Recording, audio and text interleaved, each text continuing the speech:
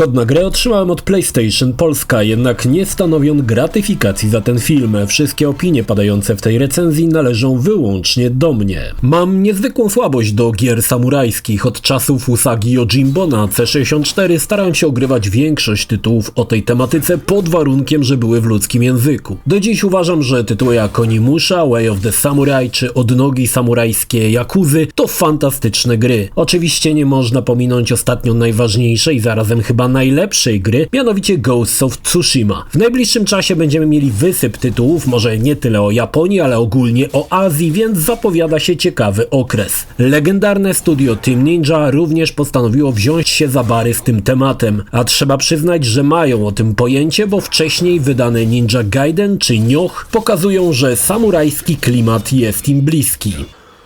Cześć, ja nazywam się Krzysztof Energik-Micielski, a to recenzja Rise of the Ronin w wersji na PlayStation 5. Zapraszam. Trochę obawiałem się Ronina, sądziłem, że będzie to kolejny Souls-like, który mnie ominie z powodu wysokiego poziomu trudności i potężnej dawki irytacji, ale nie. Ronin to taki miękki Souls-like, nadal posiadający elementy i techniki lubianego gatunku, ale równocześnie gra jest prostsza i wybacza więcej, no i pozwoli bawić się każdemu, kto nie jest urodzonym masochistą. Choć nie ukrywam, trudne momenty też się tutaj znajdą. Rise of the Ronin to gra, która ma swoje problemy, ale przy tym jest też bardzo dobrym tytułem. Jednak te słabsze elementy wyjdą dopiero po kilkudziesięciu godzinach zabawy. Historia skupia się na bezimiennym samuraju, którego sami sobie tworzymy. Jest on bliźnięciem miecza należącym do frakcji Ukryte Ostrze. Bliźnięcie miecza oznacza, że jest nierozerwalnie związany z innym wojownikiem, bo ci działają w parach. Wskutek zbiegu wydarzeń bliźnięta zostają rozłączone, a nasz samuraj zostaje Roninem. Tymczasem dla Japonii zbliża się ciekawy okres. Do brzegów dobijają statki Amerykanów, co kończy trwającą niemal 250 lat izolację kraju. Japonia szybko dzieli się na zwolenników starego porządku, jak i tych, którzy chcą skończyć z rządami dynastii Tokugawy. Kraj kwitnącej wiśni staje w obliczu nadchodzącej wojny domowej. Historia jest świetna, ale dla wielu nie jest nowa. Dlaczego? Bo dokładnie tą historię poznawaliśmy przy okazji Like a Dragon Ishin. Także jeśli niedawno mieliście okazję grać, to spotkacie te same postacie i te same wydarzenia. Już na samym początku gry poznajemy Sakamoto Ryomę. Mam jednak wrażenie, że tutaj historia jest opowiedziana w trochę bardziej chaotyczny sposób. Często miałem wrażenie, że walczymy z jednymi, by za chwilę do nich pójść i jak gdyby nigdy nic walczymy z drugimi. Jako gracz możemy wybierać, po której stronie stoimy, ale nawet jeśli wybierzemy jedną frakcję, nie zamyka to nam dostępu do misji frakcji przeciwnej, przez co następuje chaos. Jeśli sami sobie nie obierzemy kierunku, o co walczymy, będziemy pojawiali się raz po jednej, raz po drugiej stronie, walcząc tak naprawdę ze wszystkimi, równocześnie mając wszystkich za przyjaciół. Niemniej, fabuła to porządna dawka japońskiej historii. Sam siedziałem sobie z otwartą Wikipedią, sprawdzając, jaki był los napotkanych postaci. Fajnym smaczkiem jest to, że nie tylko postacie historyczne się pojawią, ale też jeden z legendarnych ninjów znanej serii od Team Ninja. Rise of the Ronin to gra z otwartym światem. Miałem wrażenie, że jest to laurka dla gier z otwartym światem od Ubisoftu. Co prawda tutaj wiele rzeczy świetnie zagrało, ale są też niestety zamulacze. Niemniej dostajemy 3 spore mapy: Yokohama, Edo i Kyoto. Grając w grę, kończąc pierwszą mapę, myślałem, że to już wszystko, co tytuł ma do zaoferowania, bo nie ukrywam, było tego dużo. A się okazało, że czekają na mnie jeszcze 2 takie, a nawet większe mapy, także na pewno będzie co robić. Mnie ukończenie gry na jakieś 98% zajęło 48 godzin, co jest bardzo fajnym wynikiem, ale niestety gra w pewnym momencie zaczyna zamulać, a pod koniec gry robi się już z tego rzeźnia i gorączkowo wyczekiwałem napisów końcowych. Niemniej każda mapa jest upstrzona znacznikami i zadaniami do wykonania, o których później wspomnę, ale nie ma co ukrywać, Rise of the Ronin bardzo szybko odkrywa wszystkie karty i potem przez kolejne kilkadziesiąt godzin będziemy robić przez cały czas dokładnie to samo.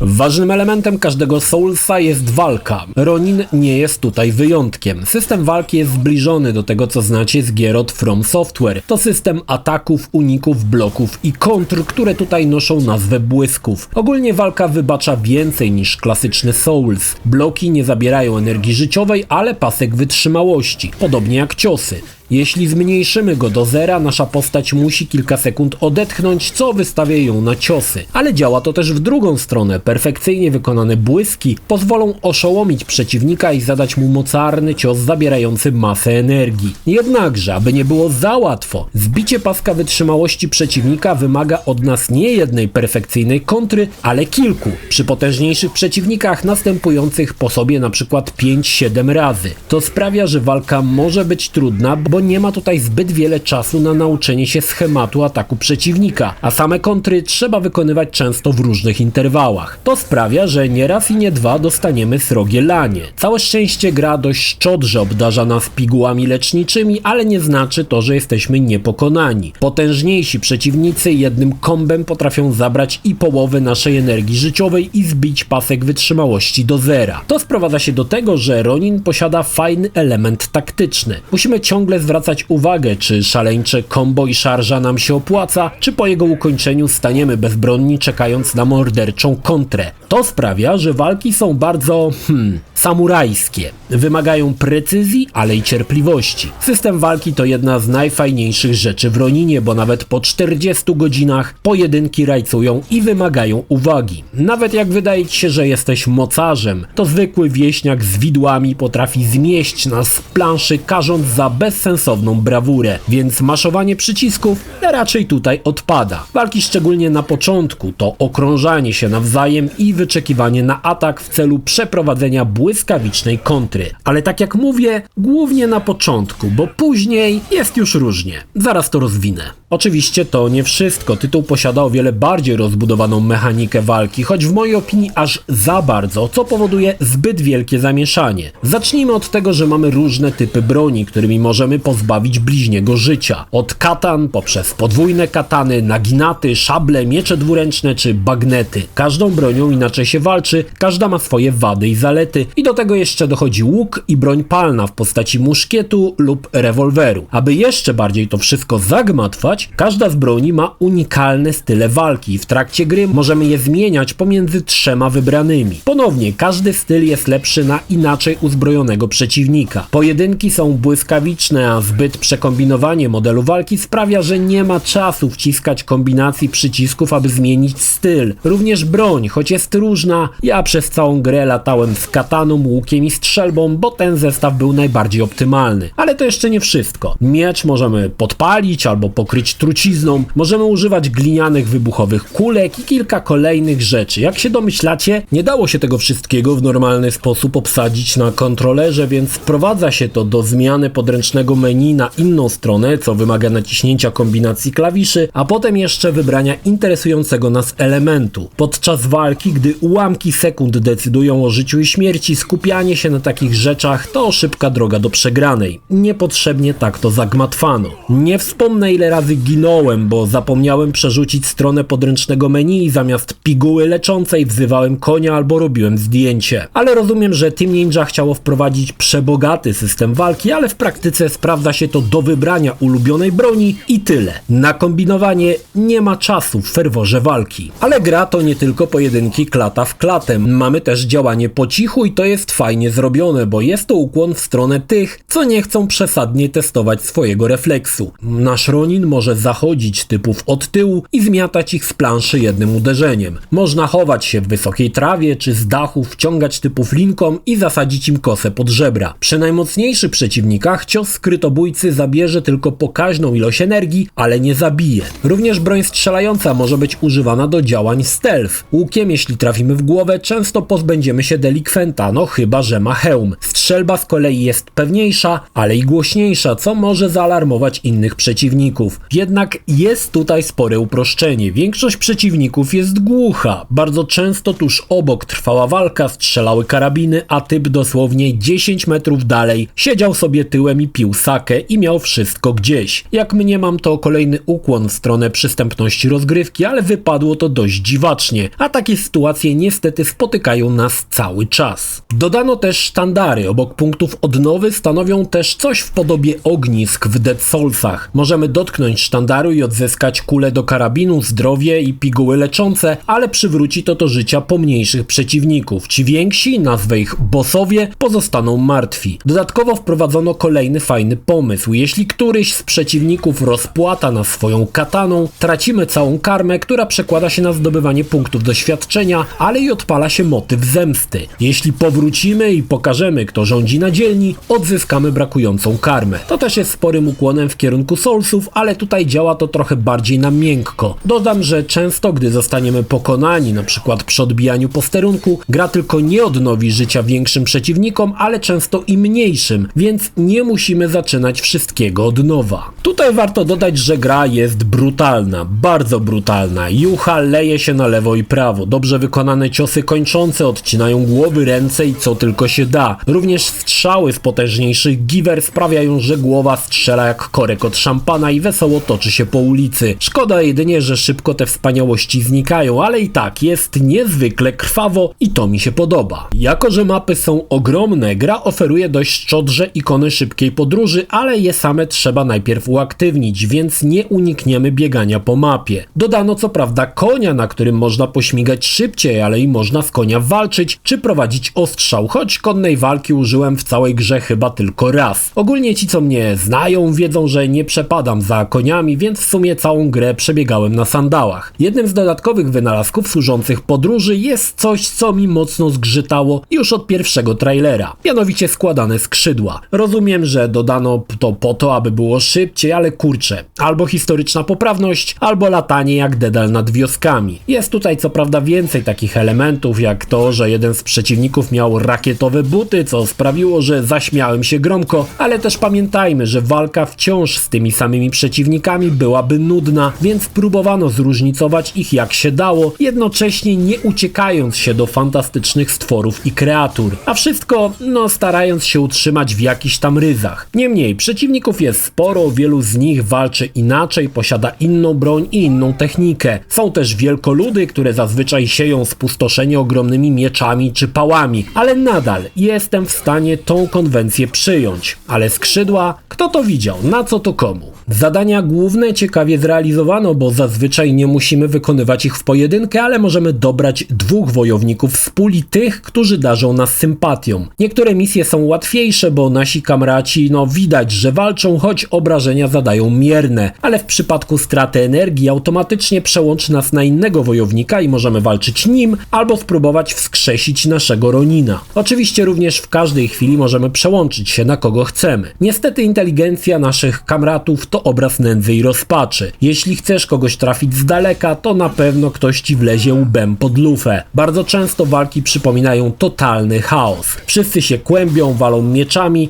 i spróbuj wtedy wykonać perfekcyjną kontrę. Dlatego wiele z misji przechodziłem samotnie, bo kamraci koniec końców bardziej przeszkadzają niż pomagają. Ale faktycznie w trudniejszych misjach, szczególnie na początku gry, są nieocenieni. Nawet pod tym kątem, że biorą na siebie cięgi i pozwalają nam wykonać srogie combo na plecy.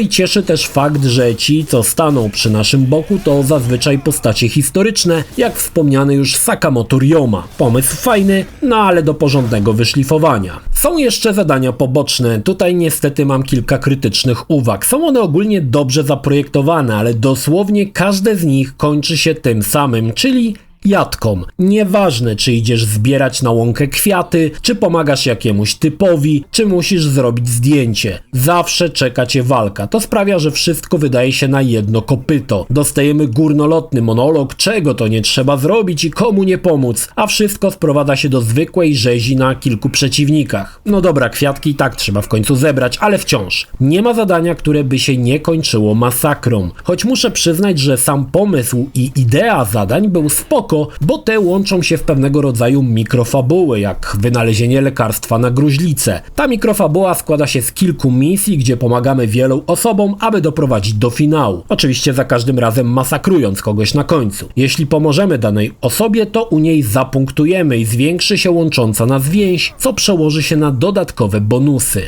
I mamy do bólu powtarzalne zadania opcjonalne. Te mniej upierdliwe to odblokowywanie sztandarów szybkiej podróży, czy odwiedzenie jakiegoś zająć miejsca, no i jeszcze robienie fotek też jest ok, ale szukanie kotów czy skrzyń niebezpiecznie zbliża grę do zamulania, co do perfekcji opracował już Ubisoft. Mamy tutaj też fajne rzeczy, jak na przykład posterunki i wyzwalanie kolejnych dzielnic każdej mapy. Choć robimy wciąż ciągle to samo, to dzięki temu, że system walki i tej otwartej i tej po cichu jest świetny, nie nudzi i każdy posterunek odblokowywałem z bujającą się michą. Są jeszcze uciekinierzy, to potężni, unikalni przeciwnicy. Im więcej ich pokonamy, tym więcej nagród odblokujemy u komisarza. Są też strzelnice, w tym także takie, gdzie strzelamy z łuku na koniu, jak i wyzwania z lataniem, gdzie trzeba rozbijać tarcze na swojej drodze. W sumie ciekawe, ale można to przejść za pierwszym razem, nie wysilając się przy tym za bardzo. Możemy też poszukać świątyń, gdzie dostaniemy za darmochę punkt umiejętności. I tutaj taka ciekawostka, gdy rozpocząłem granie w Ronina po wykonaniu pierwszych 2 czy 3 misji, aż otworzyła się mapa, zacząłem kompulsywnie zbierać i odbijać wszystkie dzielnice, czyli czyściłem mapę. Olałem wątek fabularny, robiąc rzeczy poboczne i co się okazało? Gdy oczyściłem mapę na jakieś 98%, okazało się, że doświadczenie postaci skoczyło tak w górę, że byłem przekoksem. Nie tylko na dzielni, ale w całej Yokohamie. Gra nie skaluje poziomu trudności, więc jeśli zainwestujesz swój czas, aby zostać killerem, no to potem będzie łatwiej. Co prawda kolejna mapa podbija poziom przeciwników i zabawa zaczyna się od nowa, ale i tak, taktyka sprawdza się za każdym razem. To powoduje, że paradoksalnie gra jest najtrudniejsza na początku, a później, jeśli pójdziesz tą drogą co ja, jest coraz łatwiej. A różnice w poziomach widać dość wyraźnie. Nawet jeśli jest to tylko różnica 1 czy 2 poziomów pomiędzy naszym Roninem a przeciwnikami, to jest to dużo. No ale będzie to okupione godzinami powtarzalnych czynności, no co nie każdemu się spodoba. Ciekawie zrealizowano drzewko umiejętności. Zostało ono podzielone na 4 osobne drzewka, przy czym abyśmy zbyt szybko nie stali się mocarzami. Część sperek możemy odblokować za punkty doświadczenia, a część za znalezione lub zdobyte, na przykład punkty uroku. Każde drzewko posiada swoje unikalne punkty i te zdobywamy wykonując zlecenia lub zadania poboczne. Także gra sprytnie nas zachęca do sprawdzenia czegoś poza osią fabularną gry. W Roninie zbierzemy też tony oręża i zbroi. Jest tego tak dużo, że przypomina to loot shootera. Dziesiątki szabel, sandałów, kimon, no masa rzeczy. Oczywiście każde z nich ma swoje statystyki i poziom. Zbędne elementy możemy sprzedać u kupca lub rozłożyć na surowce, a te pozwolą nam jeszcze bardziej dopakować ulubioną kapotę czy pistolet. Niemniej zbieramy tony śmieci, które pozwolą nam na delikatny crafting, ale aby nie było za łatwo, nie możemy craftować kul do pistoletu i strzału. Te uzupełniają się dopiero po ukończonej misji lub po dotknięciu sztandaru.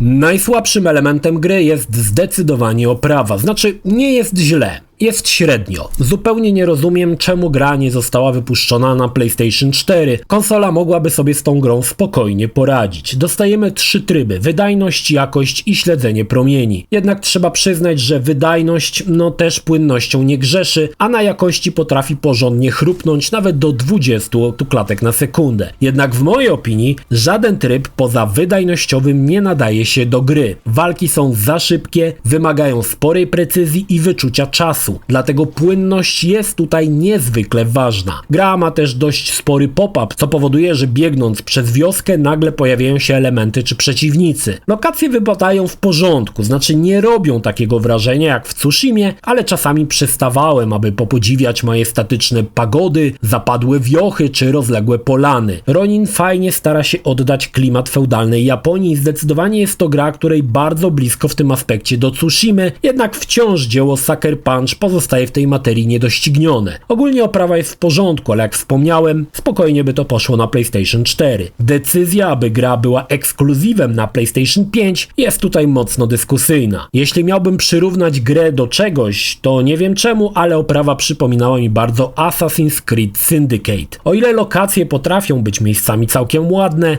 tak postacie nie zachwycają. Drewniane japy wyglądają dość biednie. Cutscenki też nie ratują sytuacji. Są co najwyżej poprawne, ale sporo im brakuje do Tsushimy czy chociażby Ishin. Za to doceniam to, że gra też nie stara się nas olśniewać udziwnionymi ubiorami. Wszystko jest utrzymane w duchu feudalnej Japonii, czasami oczywiście z ozdobnikami, ale też w granicach rozsądku. To sprawia, że można naprawdę się zatracić i nie raz, nie dwa łapałem się na tym, że przez głowę przelatywała myśl, że kurde, to mogło faktycznie tak wyglądać. Gra dostała też pełne spolszczenie kinowe i na Boga, nigdy nie odpalajcie angielskiej ścieżki dialogowej. Dawno nie słyszałem czegoś tak słabego i okropnego. Całe szczęście japońska ścieżka ratuje sytuację, ale angielska przypominała mi złote czasy początku pierwszego PlayStation. Jest niestety tutaj bardzo źle. Szkoda też, że nasz bohater w całej grze wypowiada może ze 2 zdania, przez co ma się wrażenie, że to niemowa. Jego dialogi nie są zdubbingowane, a jeśli już gdzieś jest sytuacja, gdzie wypadałoby, aby się odezwał, no to i tak to zbywa posępnym milczeniem.